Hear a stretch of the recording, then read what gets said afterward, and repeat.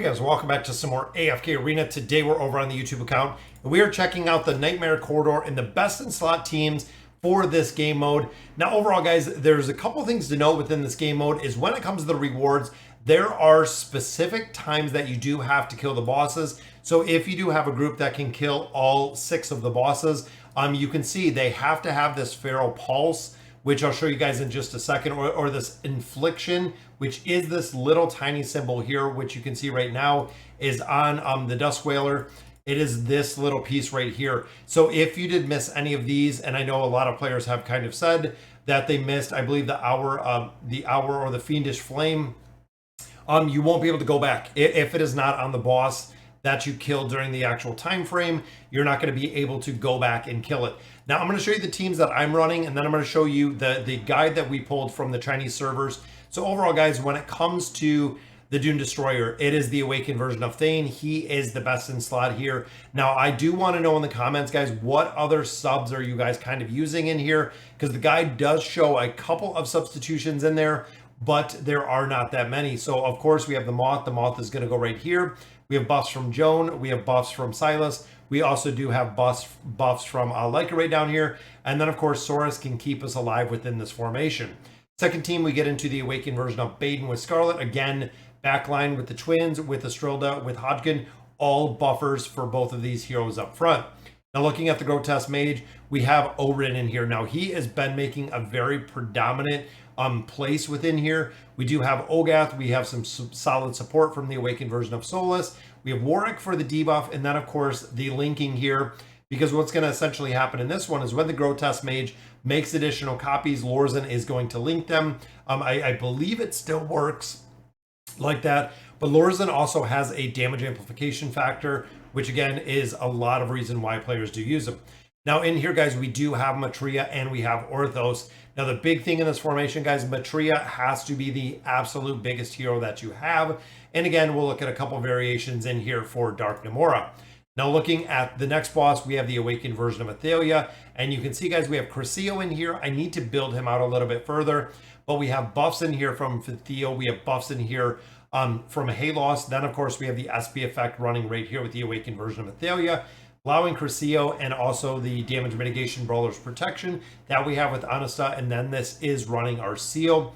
Then the final boss guys is the awakened version of Belinda. Now Damia is in this one as well guys, because she is just a massive buffer to this formation. And even with that attack rating buff, if you're buffing up Rosaline's abilities are actually going to impart to the awakened version of Belinda. And then we also do have Palmer in here for some buffs. We have some energy regen, some shielding, and some damage amplification right up here, making it an absolute perfect storm within these heroes guys. So it's very cool. I'm going to do one auto, and then again we're going to hop over. I want to check out the guide. You can see there is a little bit of RNG. The best record is 3 minutes 19 seconds overall at the 4%. So let's take a look at the guide.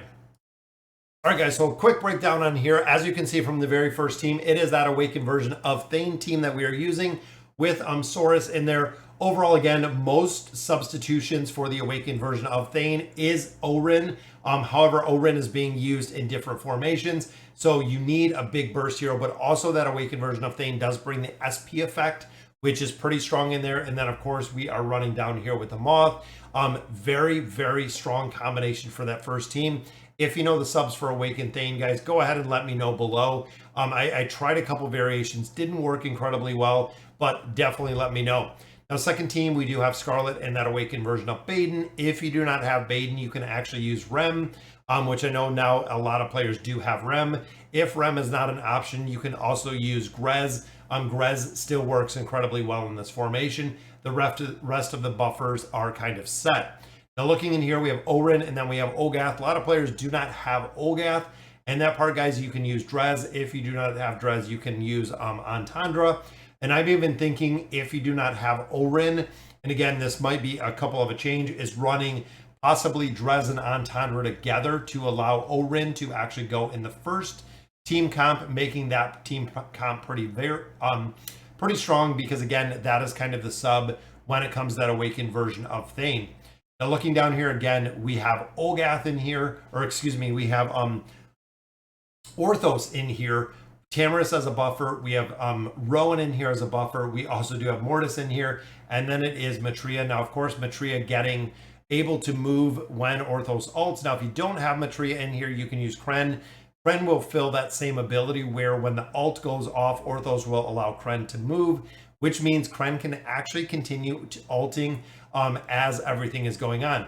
Now, if you don't have Orthos, guys, then this one actually gets the scrap, and you get to that awakened version of Brutus with Entendre. You can see Kren goes in this formation, which again, depending who you used in the other formation with Entendre, if you got to that point, again, a lot of variations within these comps. Then when you get down here, guys, you can see there are a few different comps in here. Entendre and Anasta, and then we have Morreal. This brings the awakened version of Athelion, Vathiel in here. Morreal is actually used in a couple of these formations. Now, I didn't use Morreal in my formations because, again, you can change up and have some variations in here. The awakened version of Brutus with Lucretia. So Lucretia even still making a very predominant showing within here. Also have the original version of Taylene. And here we also do have Mishka and Rem in there as well. So again, a couple different variations for those formations that you can work on based on the heroes that you do possess. And then, of course, we get into that final position, guys, with the awakened version of Belinda.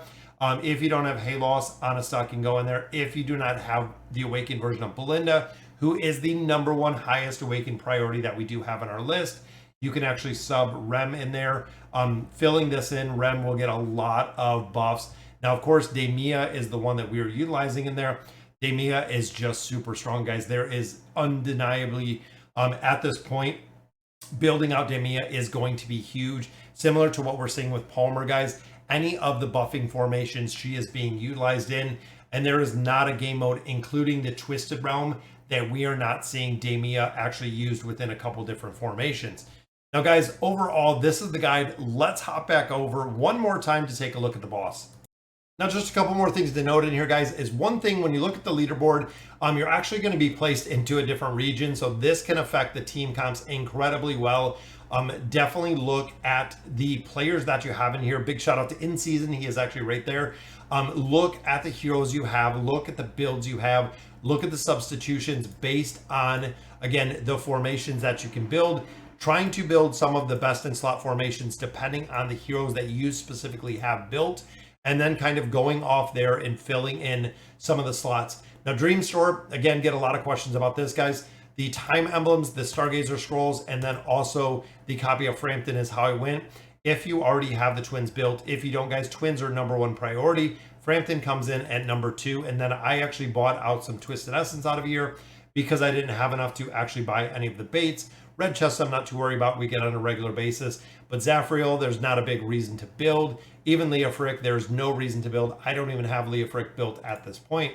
But overall, guys, that'll do it for today's video. Let me know in the comments what you guys think. And as always, thank you guys for watching.